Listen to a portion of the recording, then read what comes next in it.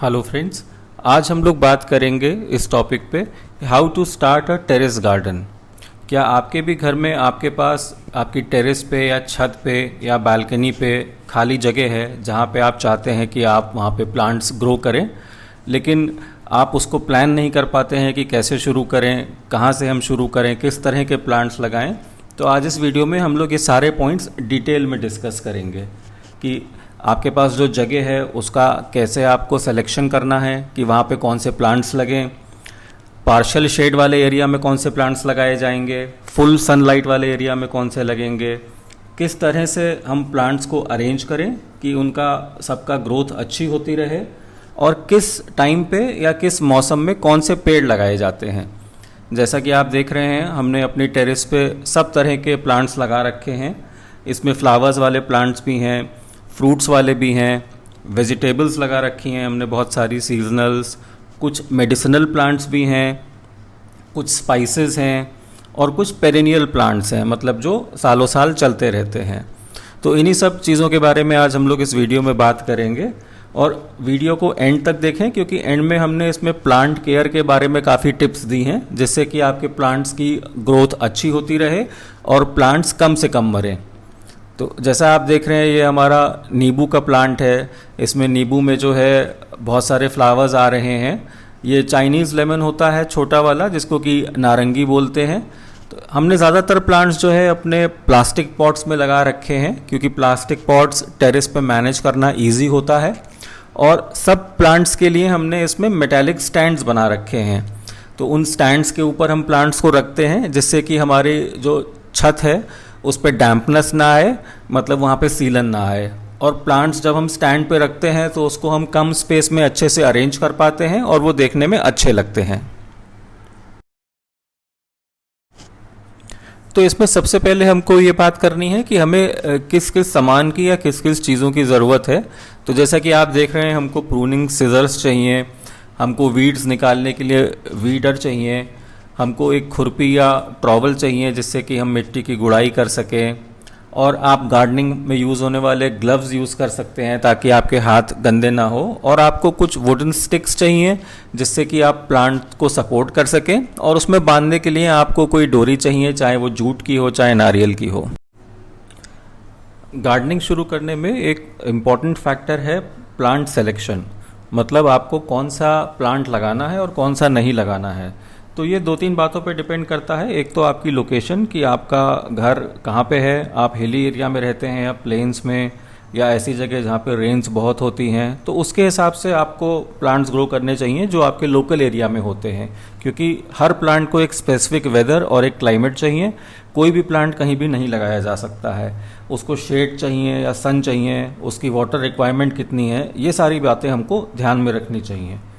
इसके साथ साथ दूसरी चीज़ है पॉट सिलेक्शन, मतलब हमें किस तरह के गमले में उस प्लांट को लगाना चाहिए।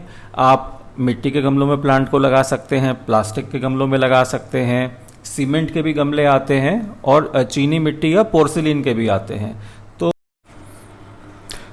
तो हमने अब अपना पॉट सिलेक्शन कर लिया, मतलब हमें किस तरह के गमले में प्लांट लगाना है ये हमने डिसाइड कर लिया अपनी पसंद के हिसाब से। तो उसके बाद हमको अब सॉइल प्रिपरेशन करना है, मतलब हमको गमले में डालने के लिए जो मिट्टी तैयार करनी है उसमें क्या क्या इंग्रेडिएंट्स होने चाहिए उसके बारे में बात करते हैं। तो एक इंग्रेडिएंट जो कि गार्डन सॉइल है, यानी कि नॉर्मल मिट्टी है जिसको सब लोग जानते हैं, वो हम यूज़ करते हैं। बट पूरा गमला मिट्टी से नहीं बनाना चाहिए क्योंकि मिट्टी में उतना न्यूट्रिशन नहीं होता है जितना हमको ज़रूरत होती है।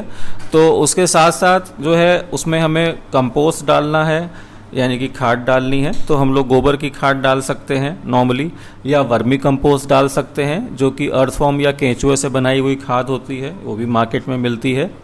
पानी का मॉइस्चर रिटेन करने के लिए हम उसमें कोकोपीट मिलाते हैं जो कि नारियल का हस्क होता है, और इसके साथ साथ कुछ और पोषक तत्व मिलाए जाते हैं, जैसे नीम खली मिलाई जाती है, बोन मिल मिलाई जाती है, और एक फंजीसाइड पाउडर मिलाया जाता है ताकि प्लांट का रूट रॉट ना हो। अब जैसा कि हम देख रहे हैं, ये सीडलिंग ट्रे है जिसमें कि हम सीड्स डाल रहे हैं ताकि वो अच्छे से ग्रो हो जाएं, उनका रूट बॉल बन जाए नीचे, और फिर हम उनको एक बड़े गमले में ट्रांसफ़र करें। तो जो मोटे बीज होते हैं, यानी कि जिनकी कवरिंग ऊपर से थिक होती है, उनको हम सीड से तैयार करते हैं, जैसे कि नॉर्मली लौकी है, कद्दू है, ये वेजिटेबल्स हैं, या अब जैसे विंटर्स आ रही हैं तो उसमें जो हम फ्लावर्स लगाएंगे उसके हम सीड्स जो है अपने सीडलिंग ट्रे में तैयार कर सकते हैं। ये बहुत ईजी होता है। तो ये हमने टिंडे के प्लांट्स लगा रखे हैं, जैसा आप देख रहे हैं कि इनकी हम हार्वेस्टिंग कर रहे हैं। टिंडा बहुत इजीली जो है ग्रो हो जाता है टेरेस गार्डन में, और इसको आप सीड से लगाएं तो 2 से 3 महीने में इसकी सीड्स में से फ्रूटिंग होने लगती है। और ये हमने लोबिया या बीन्स लगा रखी हैं, और क्योंकि ये बेल होती है तो इसको हमने पीछे चढ़ा रखा है क्रीपर की तरह। तो हमने अपने टेरेस पे ये मेटल का जो है ऐसा फ्रेम बना रखा है, और उस पर हमने ये मैश लगा रखा है, मतलब ये एक नेट लगा रखा है जिसपे कि कोई भी बेल वाले पेड़ आसानी से चढ़ जाते हैं और अच्छे से उस पर फैल जाते हैं। तो आप भी अपने घर में ऐसा कर सकते हैं। और ये हमने अपना ग्रो बैग्स में लगाया है, क्योंकि हमने इसको टेरेस पे लगाया है। तो ग्रो बैग्स जो होते हैं वो लाइट वेट होते हैं और आप उसको ईजिली छत पे रख सकते हैं। बहुत अच्छे अच्छे ग्रो बैग्स आते हैं HDPE मटेरियल के।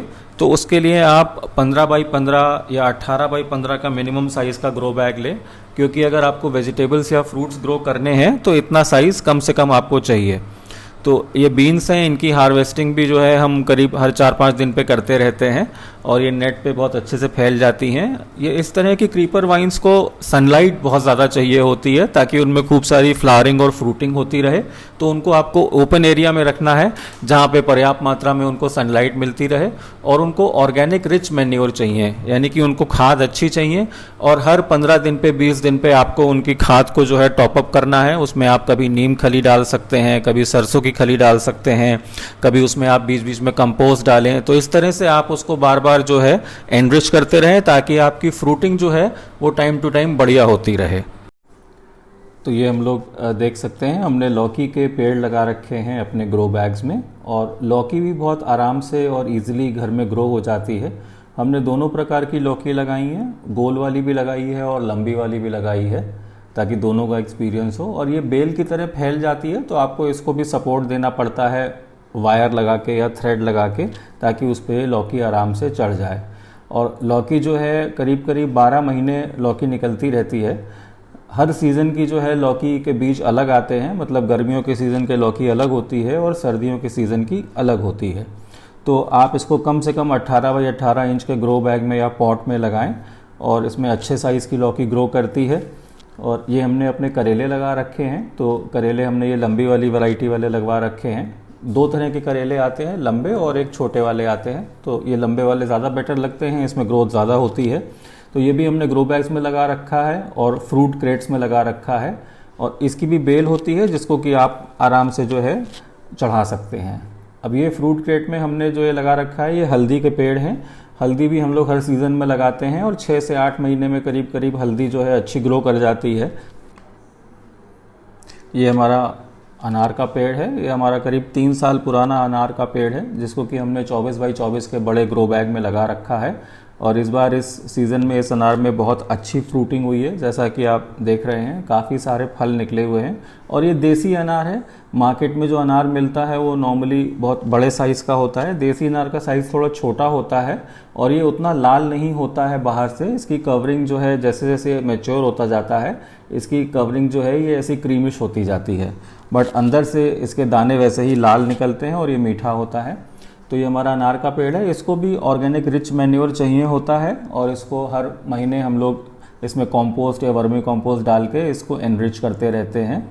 अनार का पेड़ एक बार लग जाए तो कई साल तक चलता रहता है, और हर साल जो है उसकी फ्रूटिंग बढ़ती जाती है। तो ये काफ़ी अच्छी ग्रोथ हो गई है इस अनार के पेड़ की। अब ये हम दूसरे सेक्शन में आ गए अपनी छत के। इसमें हमने फ्रूट्स के या फलों के पौधे लगा रखे हैं काफ़ी सारे। हमारे पास 25-30 फलों के पौधे हैं। तो जैसा आप देख रहे हैं, ये ड्रम में हमने अमरूद का पेड़ लगा रखा है। ये नॉर्मल सफ़ेद वाला अमरूद है, और इसमें फ्रूट्स आना शुरू हो गए हैं। अमरूद जो है लगाना इजी है, आप घर में उसको अच्छे बड़े साइज़ के पॉट में लगा सकते हैं, तो आपको रेगुलर अमरूद मिलते रहेंगे। अमरूद के बगल में ये 20 इंच के पॉट में हमने चीकू का पेड़ लगा रखा है।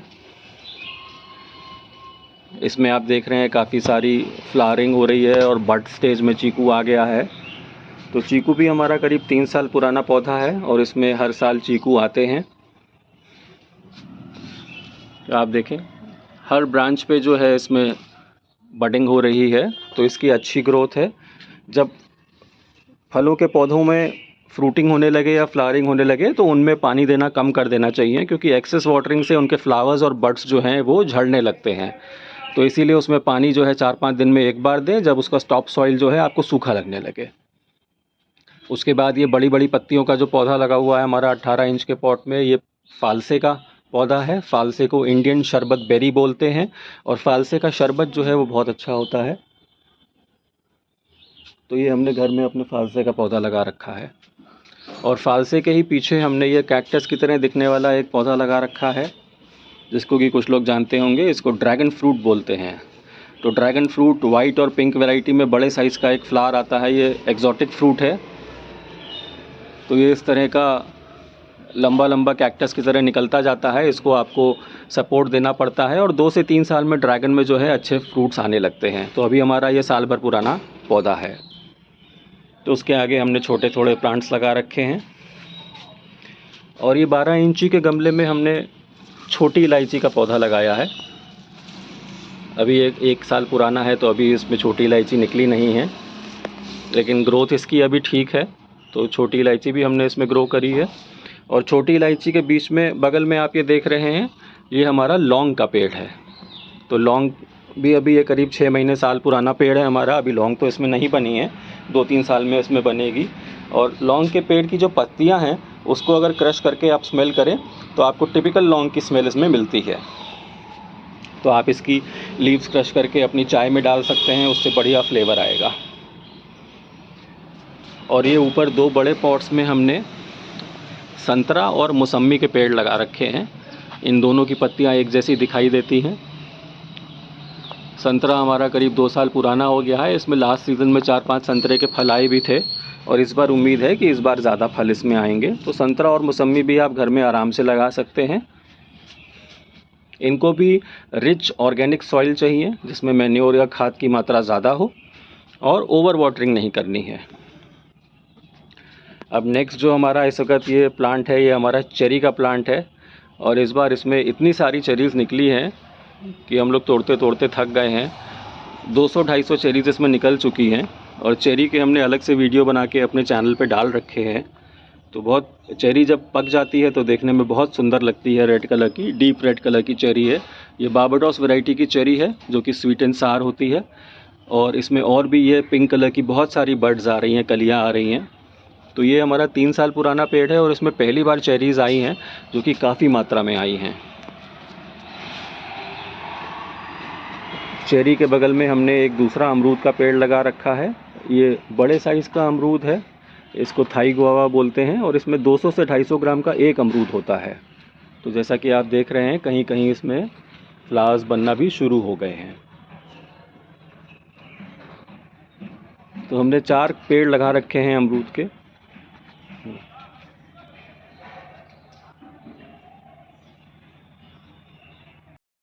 ये हमारे लिली के प्लांट्स हैं, जो हमने अपने 10 से 12 इंच के पॉट्स में लगा रखे हैं। ये एशियाटिक टाइप ऑफ लिली है, इसमें काफ़ी सारे कलर्स आते हैं। तो लिली के बल्ब्स होते हैं, जिनको कि आप स्टोर करके रख सकते हैं, और मॉनसून के सीज़न में जो है, आप मॉनसून आने से पहले लिली के बल्ब्स को प्लांट कर दीजिए, तो उसमें फ्लावर्स आ जाते हैं।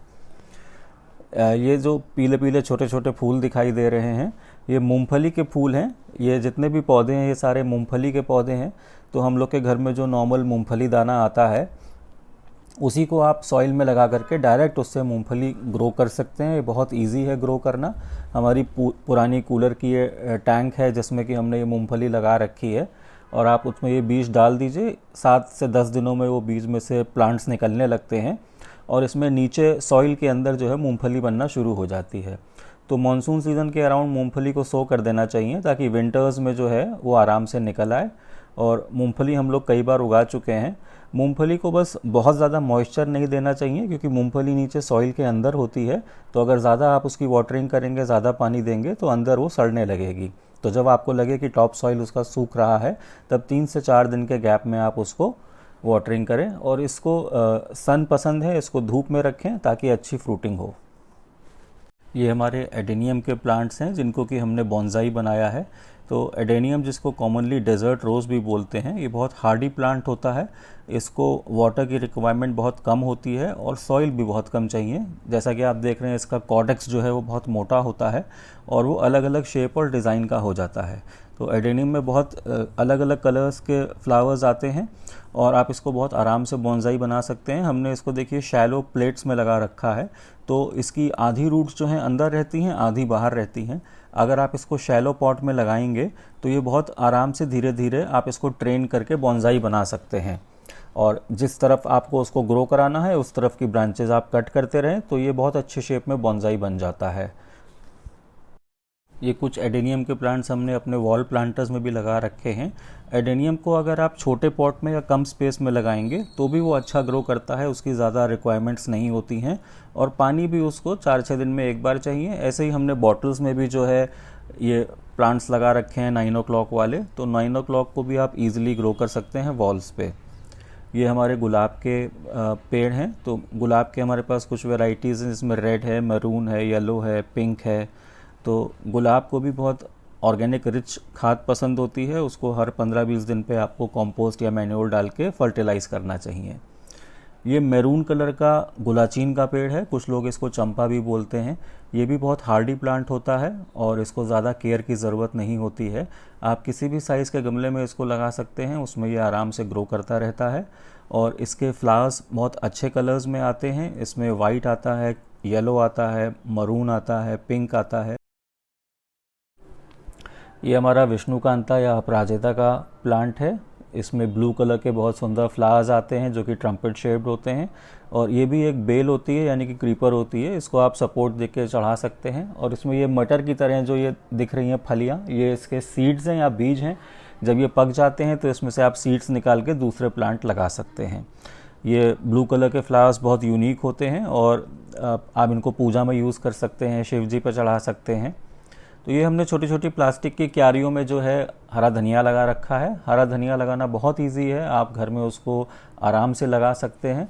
हरे धनिए के बीज आते हैं, सीड्स मिलते हैं जो कि आप किसी भी दुकान से ले सकते हैं।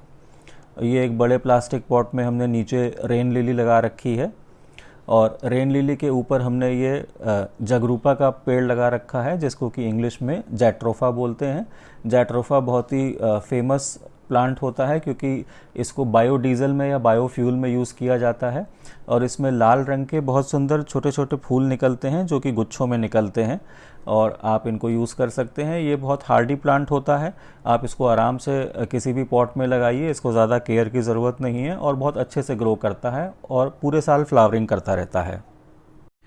ये स्नेक प्लांट है जो कि हमने अपने 12 इंच के पॉट में लगा रखा है। आप देख सकते हैं कितनी अच्छी ग्रोथ हो रही है। आप इसको शेड एरिया में भी रख सकते हैं और ये एयर प्यूरीफाइंग का काम करता है।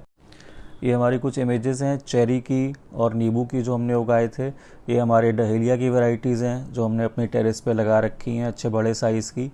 ये आइस प्लांट है इधर पिंक कलर का और ये पिटूनिया की इमेजेस हैं और ये सनफ्लावर की और कैलेंडुला की इमेजेस हैं जो हमने अपने टेरेस पे लगाए थे। ये हमने मेथी लगा रखी है, आप मेथी को भी आराम से 10-12 इंच के पॉट में लगा सकते हैं। तो सोया मेथी हम लोग दोनों ही लगाते हैं ताकि आपको उसमें खाने में आराम रहे। और ये हमने टमाटर के कुछ बीज डाले थे जिससे हमने अपने प्लांट्स ग्रो करे हैं। अब जैसे जैसे प्लांट्स बड़े होते जाएंगे हम इनको अलग करके बड़े बड़े पॉट्स में लगाते जाएंगे। ये हमारा हरा वाला अंगूर है जो कि बहुत अच्छी ग्रोथ इसकी हो रही है। हमने इसको ज़मीन में नीचे क्यारी में लगा रखा है और ऊपर ला करके अपने टेरेस की बालकनी की वॉल पे पूरा चढ़ा दिया है। ये करीब 3 साल पुराना पेड़ है जिसमें इस बार बहुत अच्छी फ्रूटिंग हो रही है।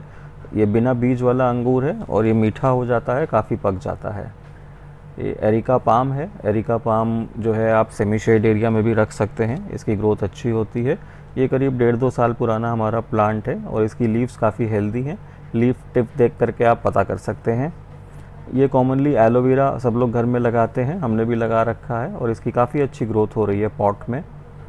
ये हमारा वाइट कलर का फ्लावर का बोगनविलिया का प्लांट है। बोगनविलिया भी बहुत हार्डी प्लांट होता है, इसको ज़्यादा मेंटेनेंस की ज़रूरत नहीं होती है। आप इसको एक बार लगा दीजिए, फिर 2-3 महीने में एक बार कभी इसको आप ऑर्गेनिक रिच मैन्योर दे सकते हैं और ये लगातार जो है फ्लावरिंग करता रहता है। बोगनविलिया बहुत सारे कलर्स में आते हैं, 7-8 कलर्स के बोगनविलिया आते हैं और इसका स्टेम काफ़ी थिक हो जाता है और इसको ज़्यादा केयर की और वाटरिंग की ज़रूरत नहीं है। बोगनविलिया में थोड़े कांटे भी होते हैं, इसलिए इनको लगाते वक्त या इनके फ्लावर्स तोड़ते वक्त ये बात ध्यान रखनी चाहिए। ये कुछ हैंगिंग पॉट्स में हमने अपने 9 o'clock के प्लांट्स लगा रखे हैं। इसमें बहुत सुंदर कलर के, रेड कलर के, मैरून कलर के, पिंक कलर के फ्लावर्स आते हैं। इसको पोर्टुलाका भी बोलते हैं। ये सुबह सुबह 9-10 बजे जैसे ही धूप खिलती है वैसे ही इसमें फ्लावरिंग अच्छी होने लगती है, और मानसून के सीज़न में इसमें बहुत अच्छे फ्लावर्स आते हैं। जब और ज़्यादा फ्लावर्स नहीं आ रहे होते हैं उस सीज़न में, तो 9 o'clock और सदाबहार, यही 2 फ्लावर्स होते हैं जो ज़्यादा से ज़्यादा आते हैं। आप इस तरह इनको कहीं भी हैंग कर सकते हैं। ये हमारा वेजिटेबल वाला सेक्शन है, जिसको कि हमने वायर के मेश पे चढ़ा रखी हैं बेलें हमारी। ये हमारी लौकी की बेल है, जैसा कि आप देख सकते हैं। ज़्यादा बारिश जब हो जाती है तो उसकी जो पत्तियां हैं वो सड़ने लगती हैं, गलने लगती हैं, तो आपको उनको टाइम टू टाइम जो है क्लीन करना पड़ता है। हमने दोनों तरह की लौकी लगा रखी है इसमें, लंबी वाली लौकी भी लगी है और गोल वाली लौकी भी लगी है। लौकी लगाना ईजी है, आप किसी भी 15 इंच या उससे बड़े के पॉट साइज़ में आप लौकी लगा सकते हैं, और घर में आप बिल्कुल पेस्टिसाइड फ्री लौकी अपने लिए निकाल सकते हैं। तो जैसा कि आप देख रहे हैं ये गोल वाली लौकी है। हमने 4-5 बेल लगा रखी हैं ग्रो बैग्स में, और नीचे ये टिंडे का पेड़ लगा हुआ है। टिंडा भी हमने ग्रो बैग में लगाया है। ये हमारा 18 इंच का ग्रो बैग है, और उसके बगल में ये बड़ी जो पत्तियां हैं, ये हल्दी का पेड़ है। तो हम कच्ची हल्दी अपने घर में ग्रो करते हैं, उसको आप अपने दूध में यूज़ कर सकते हैं या ऐसे ही घिस करके भी खा सकते हैं। ये चिया प्लांट है। चिया की सीड्स जो हैं वो बहुत हेल्थ के लिए अच्छी होती हैं, और उसके बगल में ये भिंडी लगी हुई है। ये पीछे बेल पे जो है हमने तरोई लगा रखी है, जिसको रिच गार्ड बोलते हैं। तो तरोई लगाना भी बहुत ईजी है, उसकी बेल बहुत तेज़ फैल जाती है। अगर आपने 4-5 प्लांट लगा दिए तरोई के, तो आपको काफ़ी समय तक मिलती रहती है। ये छोटे वाले गोल बैगन है, इस वैरायटी को चूचू बैगन बोलते हैं। इसमें ज़्यादा फ्रूटिंग होती है और जल्दी फ्रूटिंग होती है। और बीच बीच में हमने भिंडी के भी पेड़ लगा रखे हैं। भिंडी लगाना भी बहुत इजी है, अगर आप 8-10 प्लांट लगा देंगे तो आपको काफ़ी भिंडी मिलती रहेगी। ये सब तरोई के फ्लावर्स हैं, जो येलो कलर के बड़े बड़े फ्लावर्स दिख रहे हैं, और तरोई के बीच में ये बैगन लगा रखा है। ये बंचेस में निकलते हैं, एक साथ आधा किलो 1 किलो बैगन निकल आता है। तो ईजी है इसको लगाना, और इसको भी ऑर्गेनिक रिच खाद चाहिए। इसके साथ में हमने कुछ प्लांट्स जो है लोबिया के या क्लस्टर बीन के लगाए हैं। लोबिया का भी सीड से प्लांट तैयार होता है और उसमें बेल बन जाती है। तो ये हमारा सारा सेक्शन जो है वेजिटेबल वाला, ये हमने ग्रो बैग्स में लगाया है। 15 इंच, 18 इंच, 24 इंच के ग्रो बैग हैं। ये बड़े बड़े जो पीले फूल हैं ये कद्दू के फूल हैं। तो ये कद्दू की बेल हमारी फैली हुई है। कद्दू के बहुत बड़ी बड़ी पत्तियाँ होती हैं और रफ पत्तियाँ होती हैं, उससे आप आइडेंटिफाई करते हैं कि ये कद्दू का प्लांट है। तो हमने इस तरह ग्रो बैग के नीचे रबर मैट्स लगा रखे हैं, ताकि नीचे आपके फर्श पे जो है मॉइस्चर ना हो, वहाँ डैम्पनेस ना आए, और आप उसको आराम से मूव करा सकें। तो इस तरह फ्रेम बना करके आप भी अपने प्लांट्स ग्रो कर सकते हैं। तो अपने प्लांट्स की अच्छी ग्रोथ के लिए हम जब उसका सॉइल प्रिपेयर करते हैं तो उसमें हम नीम खली मिलाते हैं। तो नीम खली जो है एक ऑर्गेनिक पेस्टिसाइड है, जिसमें कोई भी केमिकल नहीं होता है, और आप उसको अपने किसी भी प्रकार के पेड़ में मिला सकते हैं। उससे पेड़ में जल्दी कीड़े नहीं लगते हैं और पेड़ की ग्रोथ अच्छी होती है। तो हमने इस तरह की पतली प्लास्टिक की क्यारियाँ अपनी वॉल पे लगा रखी हैं। इसमें हम धनिया, पालक, पुदीना, इस तरह की चीज़ें ग्रो करते हैं। ये हमारा करीब 4 साल पुराना एक कागजी नींबू का पेड़ है, जिसमें कि इस बार बहुत अच्छी फ्लावरिंग और फ्रूटिंग हो रही है। नींबू को हमने 24 इंच के ग्रो बैग में लगा रखा है, और इसमें इसकी अच्छी ग्रोथ हो रही है। जब नींबू के पेड़ में फल या फ्रूट्स आने लगे तो उसमें आपको वाटरिंग कम कर देनी चाहिए। इसमें आपको पानी तभी डालना चाहिए जब उसका टॉप सॉइल आपको सूखा लगे। तो 3 से 4 दिन में आपको उसमें पानी डालना है। ज़्यादा पानी डालने से नींबू के फ्लावर्स जो हैं वो गिरने लगते हैं और उसमें फ्रूट्स कम हो जाते हैं। ये हमने जैसे अपने पहले अंगूर की बेल दिखाई थी, अब इसका ये दूसरा व्यू है। दूसरी तरफ छत पे ये फैल गई है। तो हमने इसको ज़मीन में क्यारी में लगाया था, और इसको हम ट्रेन करते करते ऊपर अपनी 2nd फ्लोर तक ले गए हैं। ये बहुत अच्छी ग्रो करी है। आप देख रहे हैं इसके स्टेम की थिकनेस कितनी ज़्यादा हो गई है, और इसमें हम मछली की खाद डालते हैं।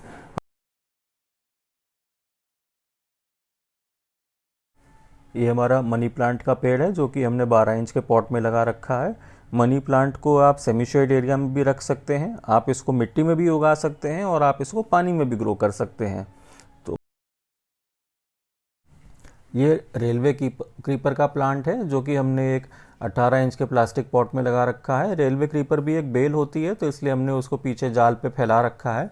इसमें ब्लू कलर के या वॉयलेट कलर के बहुत सुंदर फ्लावर्स निकलते हैं और ये बहुत तेज़ी से बढ़ती है। तो किसी भी जगह को अगर आपको फिल करना है, किसी भी वॉल पे इसको फैलाना है, तो आप वहाँ पे रेलवे क्लीपर लगा सकते हैं। ये भी बहुत लो मेंटेनेंस प्लांट है, इसमें ज़्यादा खाद की या ज़्यादा पानी की ज़रूरत नहीं पड़ती है और ये बहुत ईजिली ग्रो कर जाती है।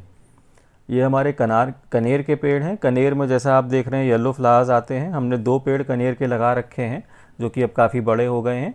कनेर में बहुत अच्छे सुंदर फूल आते हैं और ये बंचेस में आते हैं। जब एक बार इसमें फ्लावरिंग होती है तो 2-3 महीने तक इसमें फूल आते रहते हैं। तो कनेर को भी जो है ऑर्गेनिक रिच मैन्योर चाहिए। इसको हर 2 से 3 हफ्ते में आपको खाद डाल के इसको एनरिच करना पड़ता है और कनेर को पानी भी ज़्यादा चाहिए। आपको कनेर के बड़े पेड़ में रोज़ पानी डालना पड़ता है ताकि उसमें जो है अच्छी फ्लावरिंग हो। कनेर के पेड़ में ही मटर के दाने के बराबर सीड्स निकलते हैं गोल गोल, तो अगर वो सीड्स आप यूज़ करना चाहें तो आप उससे और पेड़ बना सकते हैं। जैसा कि आप देख रहे हैं कनेर का फूल काफ़ी बड़े साइज़ का होता है और इसकी पत्तियां जो हैं वो लंबी और पतली होती हैं। तो ये हमारे 18 इंच के गमले हैं जिसमें आप देख रहे हैं कितना मोटा इसका स्टेम हो गया है। ये हमारे कनेर के पेड़ करीब 3 साल पुराने हैं। हमने ये 2 पेड़ नर्सरी से लेकर के लगाए थे। कनेर को आप कटिंग से भी लगा सकते हैं, बरसात के मौसम में आप इसमें कलम भी बांध सकते हैं। कनेर का प्लांट जो है उसका आयुर्वेदिक महत्व भी होता है। कनेर के फ्लावर्स की जो है आयुर्वेदिक प्रॉपर्टीज़ हैं। आप इसको अपने स्किन के किसी भी डिजीज़ में यूज़ कर सकते हैं, उसमें ये हीलिंग करता है और ये हेल्थ के लिए भी अच्छा होता है। बट कनेर का फूल जो है वो डायरेक्टली ऐसे नहीं चबाया जाता है क्योंकि उसमें टॉक्सिक्स होते हैं, टॉक्सिन्स होते हैं। तो अगर कोई गलती से भी कनेर का फूल खा ले या उसको चबा ले तो उसको दिक्कत हो सकती है, उसको लूज़ मोशन हो सकते हैं, उसको चक्कर आ सकते हैं। तो इस बात का हमेशा ध्यान रखना चाहिए। ये केमिकल प्रोसीजर के द्वारा जब इसमें से टॉक्सिन्स हटा दिए जाते हैं और यूज़ किया जाता है।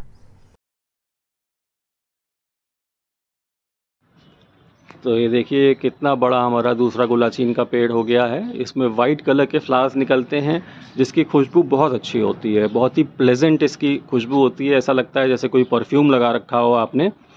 और इसमें खूब सारे बड़े बड़े और सुंदर फ्लावर्स निकलते हैं। तो ये गुलाचीन का पौधा हमारा करीब 5 साल पुराना हो गया है। काफ़ी अच्छी इसमें ग्रोथ है। तो गुलाचीन के काफ़ी सारे कलर्स हमारे हैं। और इसके नीचे साइड में आप ये देखिए हमारा पूरा पुराना कूलर था, उसका जो टैंक था उसको हमने यूज़ किया है और उसका हमने एक ये गार्डन बेड बना दिया है और इसमें हमने मूंगफली ग्रो करी है। तो ये जो छोटे छोटे पौधे आपको दिखाई दे रहे हैं ये सब मूंगफली के पौधे हैं। मूंगफली ग्रो करना भी इजी है। आपके घर में जो है मूंगफली का दाना होता है, जो कि कच्चा मूंगफली का दाना होता है, तो उस दाने को जो है आप सीधे सॉइल में लगा करके ग्रो कर सकते हैं। उसमें ये छोटे छोटे पौधे निकल आते हैं। बट मॉइस्चर कंटेंट इसमें बस देखना पड़ता है। इसमें बहुत ज़्यादा पानी नहीं देना है, ओवर वाटरिंग नहीं करनी है, क्योंकि मूंगफली जो है वो नीचे सॉइल में निकलती है। अगर सॉइल में वाटर कंटेंट ज़्यादा होगा तो मूंगफली के जो नीचे फ्रूट्स हैं या फ्लावर्स हैं वो सड़ने लगेंगे। तो इसमें पानी तभी डालें जब ऊपर का टॉप सॉइल आपको सूखा लगे। तो 4-5 दिन में एक बार इसमें पानी देने की आवश्यकता पड़ती है। तो अभी हमने ये मूंगफली लगा दी है, तो ये दिवाली के टाइम तक जो है मूंगफली ग्रो कर जाएगी और आपको बढ़िया घर की निकली हुई मूंगफली खाने को मिलेगी। ये एक दूसरा स्टैंड है हमारा जिस पे कि हमने ये सदाबहार के पौधे लगा रखे हैं।